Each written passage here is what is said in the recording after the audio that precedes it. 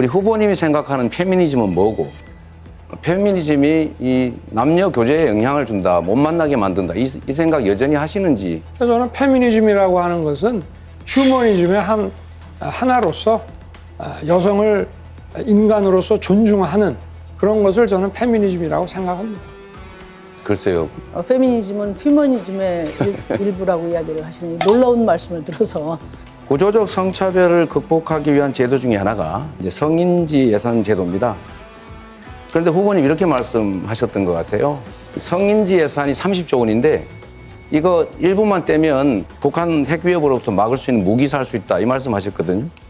성인지 예산이 구체적으로 뭐라고 생각하시는지. 아니 뭐 성인지 예산이라고 하는 거는 각 부처에 흩어져 있는 이런 예산들 중에 뭐 좀 여성에게 도움이 된다라는 차원으로 만들어 놓은 그런 예산들인데. 네, 알겠습니다. 쓸 수 있다 이런 전혀 얘기죠? 지금 포인트가 안 맞는 말씀을 하시는데. 포인트가 왜 안 자, 맞습니까? 성인지 예산이라고 하는 것은 우리 후보님이 제시하신 정책 중에도 범죄 피해자 보호 지원 사업, 한부모 지원 강화 사업, 이런 게 다 성인지 예산이에요. 이게 여성을 위한 예산이 아니고 남녀 성평등을 위해서 특별히 고려해야 될 예산을 모아놓은 겁니다. 이런 식으로 나라 살림이나 행정에 대해서 모르고 마구 말씀하시면 안 된다. 윤석열 후보님 성인지 예산제도 누가 만들었는지 혹시 아세요? 만든 분이 누군지는 잘 모르겠습니다. 여기 있습니다. 아, 그러십니까? 아이고. 근데 제가 이거 삭감해서 북핵 예산 맞겠다 그래서 제가 좀 황당했거든. 여기는 왜냐하면 교육부 예산도 있고 또 국방부 예산도 있어요. 그래서 저는 우리 윤 후보님 곁에서 여성 정책을 제대로 코멘트해 주는 사람이 없는가 봐요. 이준석 대표 말고 없습니까? 그런 식으로 말씀하시는 건 좀 저게 아니고.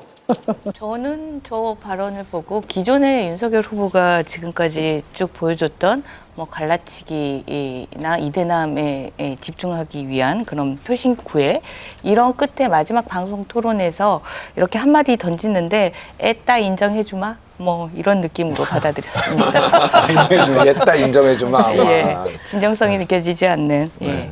아니 저는 우리 이혜훈 의원님이 네. 왜 윤석열 후보님을 안 돕고 계신지 그게 참 궁금합니다. 그러니까 이렇게 돕고 있는데요. 그 당내 여성 의원님들하고 좀 뭔가 이런 문제들에서 깊은 어떤 논의나 이렇게 공부가 좀 있어야 되지 않았나, 이런 생각이 들어요. 저는 아까 그 말씀 들으면서 그러면 이준석 대표는 이때까지 반페미를 계속 얘기해 오셨던 분이라 반휴머니스트라는 것을 인정하시는 건가, 이런 생각도 들고, 그리고 그 성인지 예산 관련해서도 그러니까 한번 이제 실수를 하신 거잖아요. 그러니까 어떤 이 얘기가 논란의 중심에 오게 된 이유가 있습니다. 성인지 예산을 줄여가지고 북핵 예산을 쓰겠다. 그러니까 어떤 특정한 예산을 뽑아갖고 와가지고 그걸 다른 데다가 전용하겠다라고 하는 그 개념에서부터 이 사단이 시작이 난 건데, 그러면 잘못 이해하고 있었다 그러면 정확하게 국민들한테 그때 내 발언이 틀린 발언이다, 알고 봤더니 이렇게 해야 되는데, 또 그것도 정확하게 모르시고 이거는 윤석열 후보 개인의 어떤 문제라기보다는 국민의힘 전반이 소위 이 젠더 감수성 그리고 성인지적인 정책에 대한 이해가 없거나 그걸 갖고 계신 이혜훈 의원님이 외면하고 안 도와주고 계신 게 아닌가. 그 저는 이제 뭐 옆에서 말씀하셨지만 사실은 뭐 페미니즘 뭐냐니까 뭐 여성을 인간으로서 존중하다 이런 건데, 그동안에 했던 걸 생각해 보면 인간으로 존중한다 이런 느낌을 가질 수가 없어요, 사실은. 그리고 성인지 예산에 대해서도 전혀 다르게 이해를 하고 계시거든요. 성인지 예산이라는 게 어떤 특별하게 따로 있는 어떤 무대기가 있어서 그걸 떼다가 어디 딴 데 쓸고 이런 게 아니라, 그 각각의 예산들이 쓰여질 때 여성에게 혹은 남성에게 어떤 영향을 미치는가, 혹은 그 혜택을 여성도 받고 있는가, 이런 것들을 분석하는 분석 틀입니다. 그것에 대해서 당연히 물어볼 거라고 예상이 되는데도 그냥 오신 거죠. 오셔서 기존과 똑같은 대답을 하셨어요. 그래서 저는 이거는 사실은 국민에 대한 예의가 아니다. 심상정 후보가 정확하게 예를 들어 주셨잖아요. 화장실을 10개, 10개 똑같이 만들어주는 건 이거는 성인지 예산 제대로 배정된 게 아니다. 여성은 1.5배의 화장실 사용 시간이 더 길기 때문에 남자 걸 10개 만들면 여자 건 15개 만드는 게 성인지 예산을 제대로 배분하는 거다.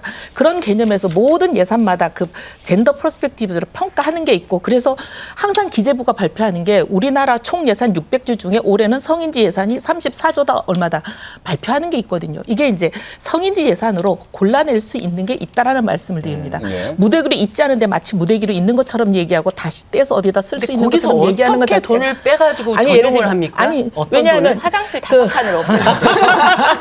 5칸을 없애는 게 아니죠. 5칸 없애는 아니 그게 거잖아요. 아니고 각 예산 항목별로 성인지 예산 관점에서 이 예산이 과연 효과가 있냐면 성과 평가 지표가 다 있습니다. 그 성과 평가가 모자라는 거는 좀 조정을 한다 그런 의미죠. 이제 후보가 얘기를 하는 그 이제 어떻게 보면 컨텍스트를 잘 봐야 되는데 모든 말이라는 게 말꼬리를 잡는 것보다 그 사람이 말하려는 취지와 전후 맥락이 뭐였냐가 오히려 더 중요할 수 있잖아요. 근데 우크라이나 사태 등등을 봤을 때 사회적인 약자, 여성 이런 사람들을 보호하기 위해서는 어떻게 보면 국방력이 더 중요하다. 그 얘기를 강조하려다가 나온 얘기였다. 저희 더불어민주당 소속 광역단체장들이 정말 권력형 성범죄 저지르고 또 당 역시 피해 호소인이라는 이름으로 또 2차 가해에 참여한 분들이 있고 결국 또 그 책임을 다 끝까지 지지도 않고 공천까지 했던 점들에 대해서 많은 분들이 상처 입고 또 그에 대해서 질타하고 계십니다.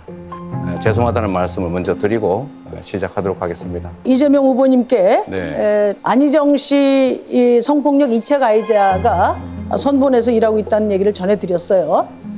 그 이후에 사실관계 파악을 해서 조치를 하셨는지.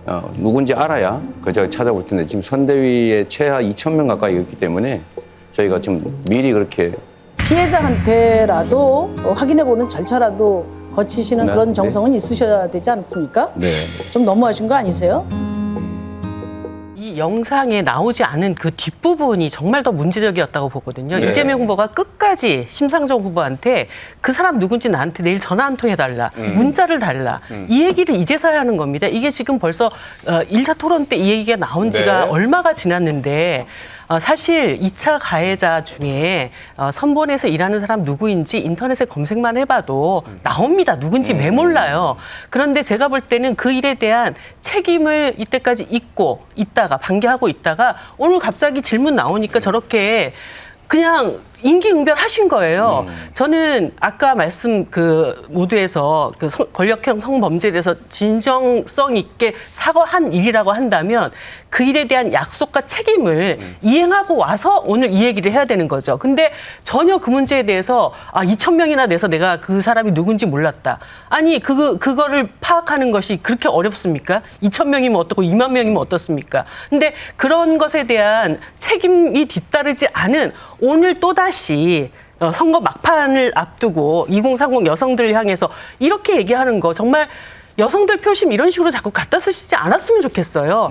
그 말씀에 대한 책임부터 지셔야죠. 전략적으로 사과했다. 뭐 그런 면도 있겠죠. 근데 사실은 이제 최근에 보도 보시면 아시겠지만 후보가 이 권력형 성범죄에 대한 사과를 계속 고심을 하고 있었습니다. 네. 그래서 언제 어떤 모양으로 어떻게 해야 될까. 그리고 또 이게 자칫하면 지금 말씀하신 것처럼 너네 필요하니까 그렇게 하는 거지 진정성의 문제라든지 이런 걸 많이 고민을 했고요. 저희 더불어민주당에서 사실은 사과를 안 했던 건 아니에요. 사과를 여러 차례 했으나 또 그 외에 또 다른 여러 가지 사건이 있으면서 신뢰에 문제가 있었던 게 사실이죠. 그래서 그 부분 때문에 많이 고심을 하다가 이제 오늘 하게 된 것 같고요.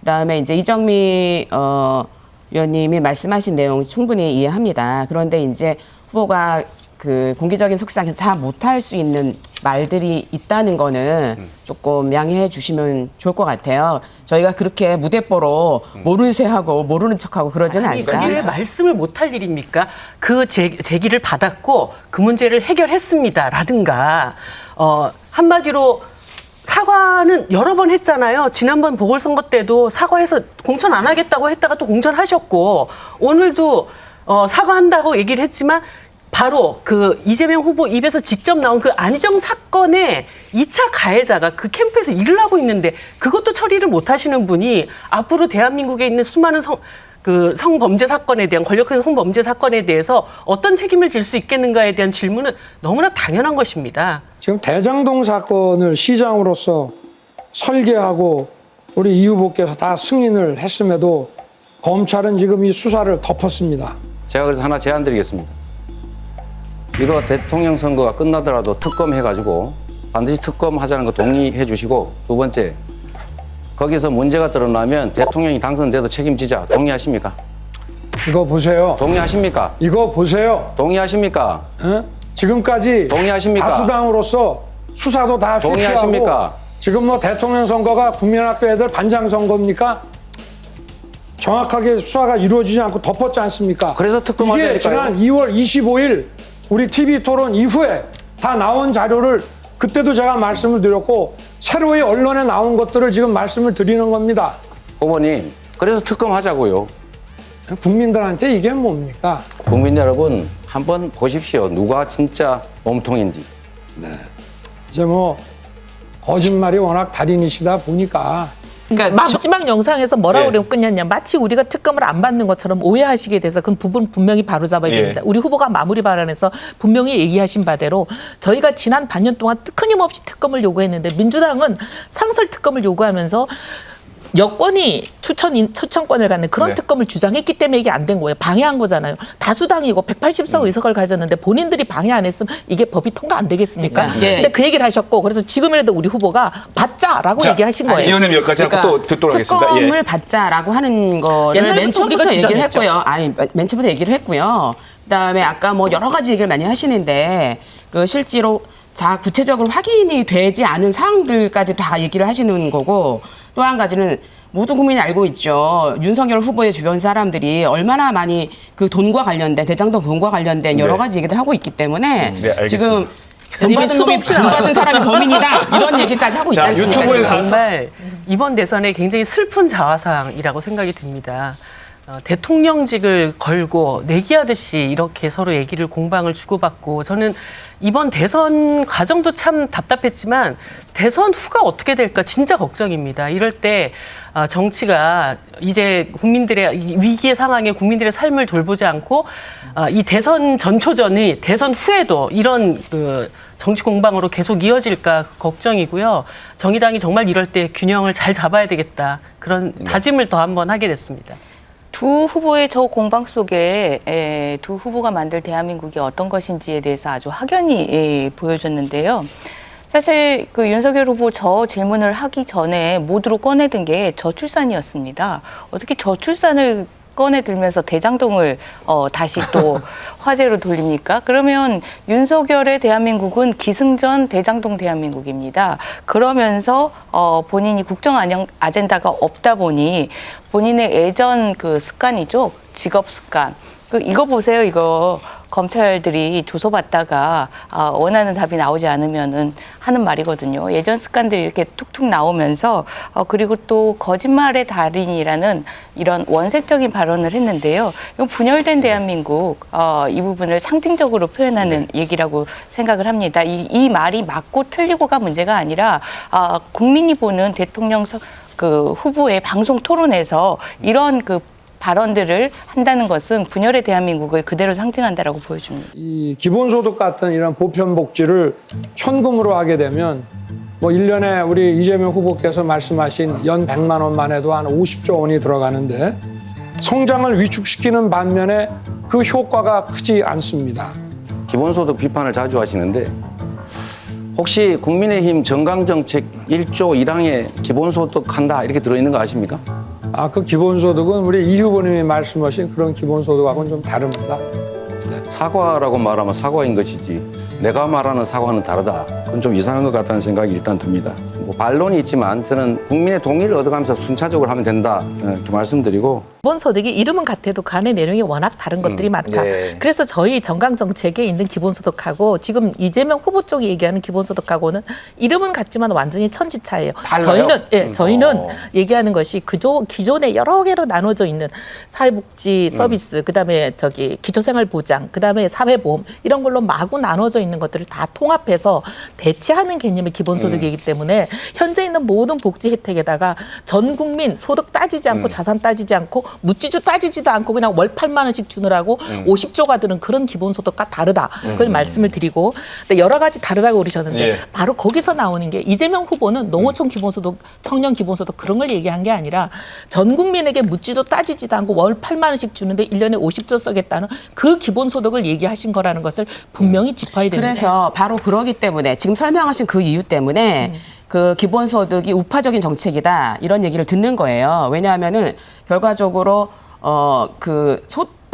복지의 수준을 굉장히 낮추게 되는 거죠. 그렇기 때문에 그런 식으로 진행되는 건 안 된다라고 하는 얘기고요. 그래서 기본적인 거는 일단은 사람들이 기본적으로 살 수 있는 바탕을 깔고 그리고 또 그 외에 어떤 인간다운 삶을 살 수 있도록 하고 또 중층적인 복지의 구조를 말하는 겁니다. 그렇기 때문에 그래서 저희가 그걸 공격하는 거예요. 아니 그러니까 네. 그래서 지금 이제 그 국민의힘 식으로 얘기를 하면 복지를 굉장히 줄이게 되는 거죠 결과적으로. 그렇기 때문에 그건 안 되는 거고요.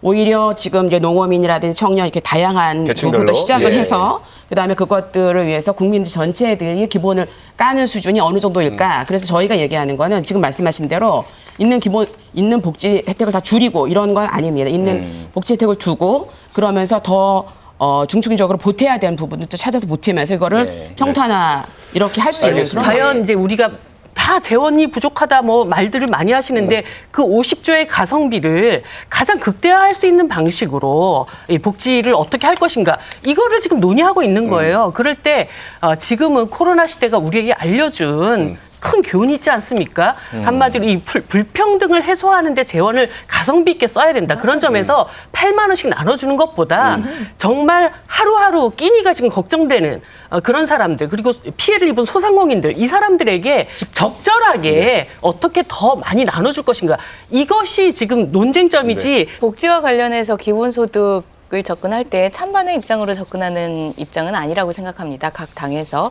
마찬가지로 그 현금성 지원이 좋으냐 아니면 사회서비스 지원 방식이 좋으냐 뭐 그 사회서비스 지원 방식일 때 복지 전달 체계에 나타나는 문제점, 복잡성의 문제, 그리고 사각지대의 문제 이 부분은 어떻게 해소할 것이냐. 현금성 지원의 경우에 그러면 재정 조달은 어떻게 할 것이냐. 이러는 각각의 복지 이 체계의 장단점을 그 논의해 가면서 사실은 사회적 총의를 모아야 하는 부분에 대해서는 아마 시간이 짧은 관계로 각 그 후보들이 그 부분을 충분히 표출하지 못했을 점이라고 이해는 하는데 다만 한 가지 확실한 부분들에 대해서는 이 부분을 이제 공격 포인트로 굳이 삼을 필요가 있었을까?